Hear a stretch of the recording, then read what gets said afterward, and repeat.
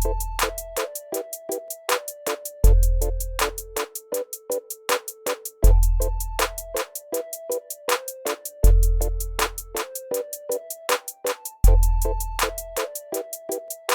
to the program. You're watching Sean Bike. My name is Sean Santa Maria.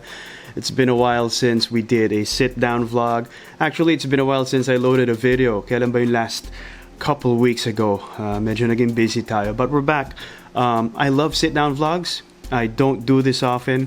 Pero this format is something that's I'm comfortable doing this. I like doing this. So this vlog is going to be a little different from the usual, no? We're going to talk about the best cycling advice. At yung advice na to came from different directions na. There's stuff here that I learned and discovered on my own. There's stuff na kayo ang nag-contribute. There's stuff na binigay ng kaibigan. So halo-halo na. So I'm calling this video the best cycling advice. And obviously, hindi natin malalagay sa singular video. It's gonna be an ongoing thing. You know, this is best cycling advice part 1. And it can go on. So practical advice, hacks, and I've compiled 5 or 6 for today's video. So if you're interested in that, stick around. Okay, let's start. So meron tayong kodigo dito. We're gonna start with this piece of advice that I really like. And experiential ito.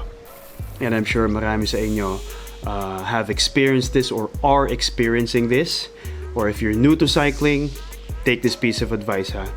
Ride with seasoned cyclists. But it's kind of obvious. Kung gusto mo lumakas, sumama ka sa malakas.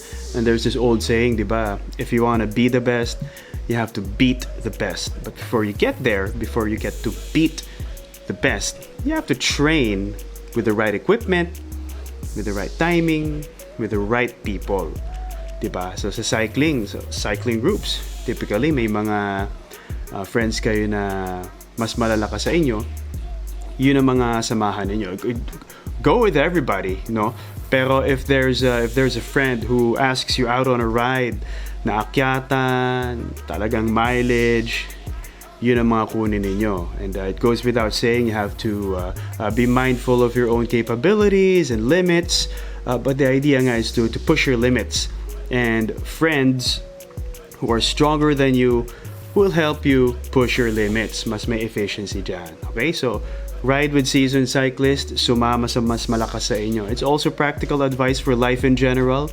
You know, surround yourself with smart people if you wanna get smarter, or surround yourself with business people, surround yourself with people older than you if you want to gain wisdom. So ganyan lang yan. Sumama sa mas seasoned na cyclist. Number 2, and this is in no particular order. Clothing is just as important as your bike. So to others, this might be a controversial take. Clothing is just as important as your bike. Diba? I believe in this. It doesn't mean na dapat mahal yung kit mo. It just has to work. Diba? It has to fit right. The material has to be sturdy. Dapat komportable. Wala dapat yung mga makati sa seams or yung chamois mo manipis. Diba? Past 30K, sumasakit na yan kapag pangit yung chamois mo eh. Clothing is just as important as your bike. Okay? Hindi kailangan mahal. It has to work. Now, ganito. Let's address the elephant in the room. May mga clothing na napakamahal. Diba? Panormal Studios, MAP, Rafa. Now, I can name the 3 as some of the more expensive ones. Ano? May mga nasa lower end of the spectrum, mga nabibili natin sa Shopee, sa Lazada. Ayan, marami tayong nakaganyan. Marami tayong nakikitang nasa daan na Shopee, Lazada, or mga China brands, or mga fakes. No? As long as it's comfortable, sige. Pero the elephant in the room is this. Not all the time itong situation, pero most of the time it's this. Yung mga mas mahal, yun ang mga mas matibay, natural. Yun ang mga mas komportable. Yun ang mga mas tumatagal. So, in a big way, investment din ang mamahalin at sturdy na kit. Diba? So, super important ang right-fitting jersey. Hindi flappy, sweat-wicking, maganda yung zipper, maganda yung collar. Sa bib, lalo na. The fit of the bib is super important. The chamois is super important. Sweat wicking din dapat. Hindi kailangan mahal. Hindi kailangan may tatak. Hindi kailangan PNS or MAP or RAFA. You can go with the brands that are in between. I can't name it. Hindi ko na kabisado yung mga ibang brands. Though. There's brands like Ostroy and Black Sheep and Sumom. Hindi mura yung mga yan, but you can check those out. Okay? Pwede ka rin doon sa mga lower end of the spectrum like I mentioned, as long as it fits right, as long as sigurado kang hindi naman mapupunit while you're on the saddle. Okay, so clothing is just as important as your bike. Hindi kailangan mahal, kailangan lang it fits you right at matibay. Hey guys, before we go to the third one, I'd like to let you know, ayan, may nag-text. I'd like to let you know that I have an Instagram account, okay? Just in case hindi nyo pa alam. Follow me there. Andyan yung mga daily rides ko. I post pictures almost every day. I ride every day, by the way. I'm also on STRAVA. Follow me on STRAVA.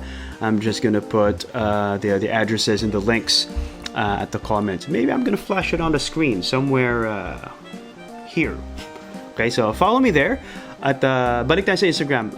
Drop me your questions on Instagram. Just because of the more instant nature of Instagram, mas natitingnan ko palagi kesa sa YouTube comments. But of course, you can comment down below also.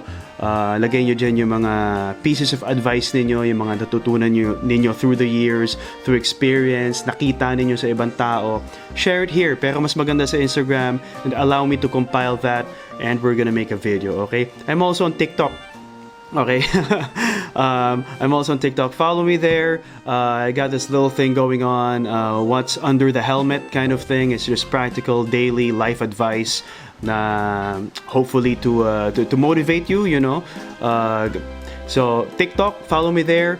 Ano pa ba? Facebook, not so active, but I'm also on Facebook. Give me a follow if you like. Our third one here is your bike, your rules. I love this. I love this rule. I love this piece of advice kasi your bike, your rules naman talaga eh. Do whatever you want with your bike. Kabit mo yung pulang handlebar, kabit mo yung pink tape, kabit mo yung brown tires kung gusto mo. Your bike, your rules. Panlasa mo yan eh. Your bike is an extension of your personality. It's a reflection of what you like. It's a reflection of your character, of your personality. Okay yan. Pero may be careful with one thing. As long as it's within the bounds of safety, no, kailangan may integrity yung ikakabit mo. Huwag kang magkakabit naman ng mga sobrang mumurahin or nabasag na arbor mo sa tropa mo tas kinabit mo pa dahil nagtitipid ka, or you simply like the color or the design pero luma na, may structural integrity issues na. Wag yun. Pero as far as kulay, you know, may statement ka, meron kang, you wanna go with a singular country of origin kind of bike. Kung full Italian, sige, go for it. Kung full Japanese, go for it. Kung all China, go for it. So those are just some of the mindsets when it comes to how you want your bike to look or feel, or how you want your bike to how you want to represent, no, your bike. Nasa sa'yo yan. Your bike, your rules, basta safe dapat at hindi ka siguro nakakaabala ng ibang tao. Advice number 4, test inflate your spare before packing. Okay, test inflate your spare tube before packing. Okay, so meron tayong sub rule dito. Hindi porket naka-tubeless ka, hindi ka na magdadala ng tube. Okay, so whether you run on inner tubes or tubeless ka, you need a spare tube always when you go out riding. Okay, now that's out of the way. You have to test your spare tube. Kahit bago, kahit galing sa kahon. Diba? Napaka-importante niya. It happened to me a few times. Bago yung spare tube ko. Alam kong bago. Linabas ko sa kahon. I put it in my tool bottle. Went out riding. I got a puncture. Kinabit ko yung spare tube. Hindi ko tinesta. Kinabit ko. Tapos maya-maya, singaw na ulit. Okay? Tinest ko yung I checked for kung nandun pa yung kung yung spike or whatever caused the puncture dun sa tire. Hanapin mo yun eh. Okay? Wala. Ayos. kinabit mo yung spare tube mo, pero yung spare tube mo pala may butas. It happened to me 2 different occasions. So that's one lesson that I learned, and I kind of paid for it. Buti na lang yung kasama ko may dalang tube na pareho kami ng size ng gulong. So napahiram niya ako. So natuloy yung ride. But test it. Sandali lang yan. You get your new tube, take it out of the box, and before you put it in your tool bottle or in your saddle bag, inflate nyo muna. Alamin nyo kung may butas para pag umandar kayo, may security kayo. And here we go with our final piece of advice for this video. And as I mentioned, we're gonna make more, okay? Dahil madami, and I'm sure marami magko-contribute. And I'd like to get your, I'd like to pick your brain. I'd like to get your experience also. So lagay nyo lang sa comments or message nyo lang sa Instagram. So the final piece of advice for the video is, your tire lever can puncture your inner tube.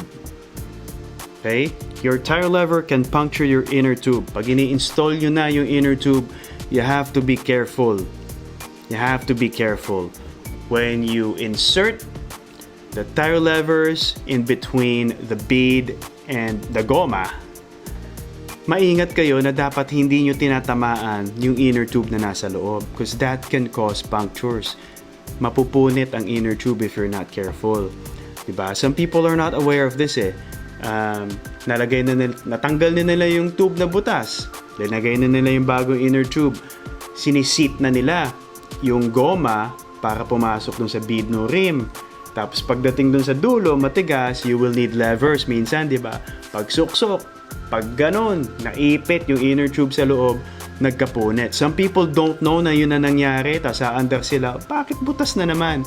Hanggat sa maubusan sila ng inner tube. 4 na yung ginamit. They didn't know what happened. So that's one culprit. Your tire lever can puncture, it can tear your inner tube in the process of installation. So you have to be very, very careful when you do that. And that's it. That's all the time we have for this video. Thank you for watching. Like nyo na rin yung video. Share it if you want. Follow me on Instagram. I'm on TikTok as well. You guys always ride safe. God bless you all. I'll see you next time.